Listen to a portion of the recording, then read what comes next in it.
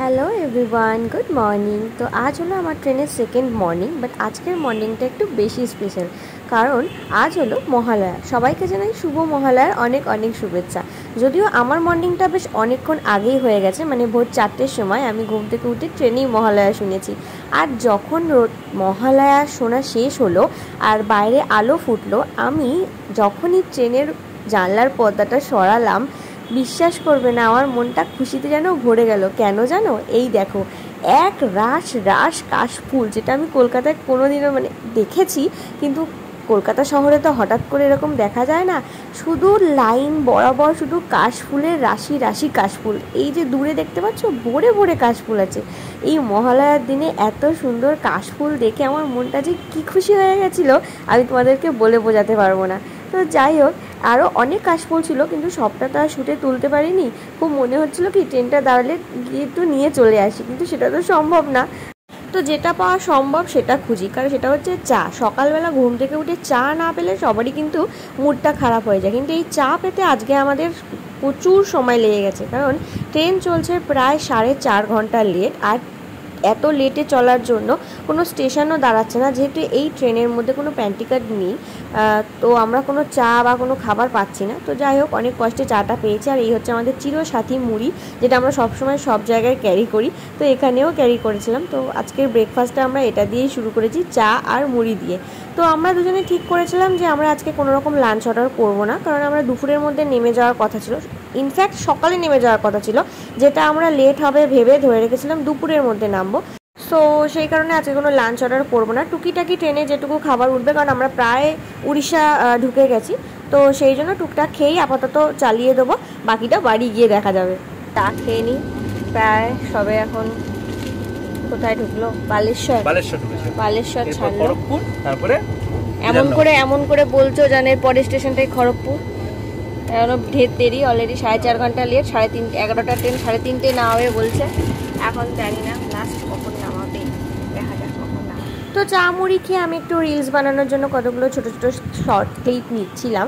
দেন এরই মধ্যে দেখলাম চলে এসেছে খড়গপুর স্টেশন। তো এখানে যেহেতু ট্রেনটা বেশ অনেকক্ষণ দাঁড়াবে আর কন্টিনিউয়াসলি ওই একই সিটের মধ্যে বসে কোমর পিঠ একদম ব্যথা হয়ে গেছিলো, তাই আর খিদেও পেয়ে গেছিলো। আর আমাদের বালেশ্বর থেকে খড়গপুর পৌঁছাতে খুব বেশি টাইম লাগেনি, আর খুব বেশি লেটও করেনি। এখন দেখাচ্ছে যে 3টের মধ্যেই নাকি আমাদের ঢুকিয়ে দেবে। এবার জানি না খড়গপুর থেকে সাঁতরাগাছি ঢুকতে কতক্ষণ লাগবে।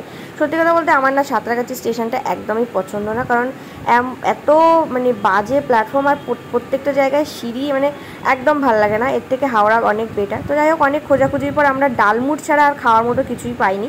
তো ওকে অনেকক্ষণ ধরে বলছি সিগন্যাল হয়ে যাবে, তাড়াতাড়ি চলে আয়। ও তো ওখানে দাঁড়িয়ে খাওয়া শুরু করে দিয়েছে, এত জোর ওর খিদে পেয়ে গেছে। আর এই যে আঙ্কেলটাকে দেখছো, ইনি বোধহয় ফার্স্ট টাইম কোনো মেয়ে দেখেছেন, যিনি আমাকে হাঁ করে ওখান দিয়ে দেখছিলেন। তো হোয়াট এভার, ইগনোর প্লিজ। আমরা দুজনে লাস্টে ওখান থেকে চলে এসলাম ভিতরে। তো ডালমুট খাওয়ার পর দেখলাম খিদেটা আরও বেড়ে গেল, তাই দেখলাম পাঁশকুড়ার চপ নিয়ে উঠে পড়েছে, কিন্তু পাঁশকুড়া স্টেশনে দাঁড়ায়নি। আর পাঁশকুড়ার চপ খাবো না, এটা তো হতেই পারে না, কারণ পাঁশকুড়ার চপ বিখ্যাত। তাই আমরা দুজনে নিয়ে নিলাম 2টো আলুর চপ আর 2টো মোচা চপ। আর আমাদের কাছে তো জানো মুড়ি ছিলই, কিন্তু আমরা এই সময় আর মুড়ি খাইনি, কারণ অলরেডি 2:30 বেজে গেছিলো। তো সেই কারণে আমরা আর মুড়ি খাইনি। তো আমরা শুধু চপটাই খেয়েছিলাম। তো চপটা খাচ্ছিলাম, সব থেকে বড়ো কথা চপটা খাওয়া এই কারণে খিদে পাওয়াটা একটা এক্সকিউজ। সব থেকে বড়ো কথা হচ্ছে যে সময় কাটানোর। এত ধীরে ধীরে খড়গপুরের পর থেকে যাচ্ছিলো যে সময়টা কিছুতেই কাটছিল না। তো কী করে সময় কাটাবো, দুজনে বসে বসে একটু খাওয়া দাওয়াই করা যাক। তোমরা এর আগে কেউ কখনো পাঁশকুড়ার চপ খেয়েছো কিনা জানি না, তবে পাঁশকুড়ার চপ কিন্তু বেশ নাম করা। আমি এর আগেও একবার ট্রেন ট্রাভেলে খেয়েছি, আর আমার এদের মোচার চপটা বেস্ট লাগে আলুর চপের থেকেও। তাই আমি সবার আগে মোচার চপটা নেবো বলে ভেবেছিলাম, কিন্তু ও আবার বললো যে না, 2টো আলুর চপ নিতে। তো সে কারণে 2টো আলুর চপও নিয়েছিলাম। তবে আলুর চপের থেকে মোচার চপটা কিন্তু ফেভারিট। তোমরা যদি কোনোদিনও পাঁশকুড়া যাও বা ট্রেনে ট্রাভেল করার সময় যদি এরকম কিছু পাও, তো অবশ্যই ট্রাই করো। সো ফাইনালি প্রায় 4 ঘন্টা প্রায় 58 মিনিট লেটের পর আমরা সাঁতরাগাছি স্টেশনে নামতে পেরেছি। আমার মুখ চোখ দেখে বুঝতে পারছো যে আমার হালাত কতটা খারাপ। আর নামার পরে এখানে রোদ্দুর নেই, কিন্তু এত বিচ্ছিরি ভ্যাপসা গরম যে আমার হালাত খারাপ হয়ে গেছে। আমার আস্তে আস্তে শরীরটা খারাপ হতে শুরু করছিল। আর তার উপরে আমরা এখানে কোনো রকম কোনো গাড়ি, কোনো উবের, ওলা কিছু পাচ্ছিলাম না।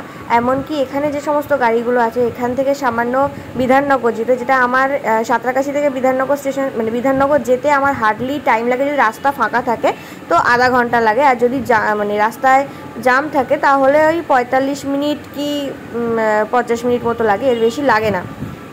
তো তার জন্য এরা আমাদের কাছে প্রায় 1200 টাকা চাইছিল, মানে দিনে দুপুরে ডাকাতি যা বলা হয়। তো এটা তো সম্ভব না এখান থেকে 1200 টাকা দেওয়া। তা আর সামনে জমে গেছিলো প্রচুর জল, যে কারণে ওই পারে যাওয়াও যাচ্ছিল না। তাই যতবার গাড়ি বুকিং করছিলাম ততবার ক্যান্সেল হয়ে যাচ্ছিলো। তো বহু কষ্টে আমরা গাড়ি পেয়েছি, আর গাড়িতে উঠেই পেয়ে গেলাম মায়ের দর্শন। তো বহুত জাম ছিল, তো বাড়ি আস্তে আস্তে সন্ধ্যাও হয়ে গেছে। আর যখনই আমি আমার শহরে ঢুকলাম একটা পুজো পুজো ভাইবস, গরম তো আছে কিন্তু এই পুজো পুজো গন্ধ, এই আনন্দটাই আলাদা। আর রাতের কলকাতা সকালের কলকাতার মধ্যে তো অনেক তফাৎ আছে, সেটা তোমরা সবাই জানো। রাতের কলকাতা দেখতে কার না ভালো লাগে।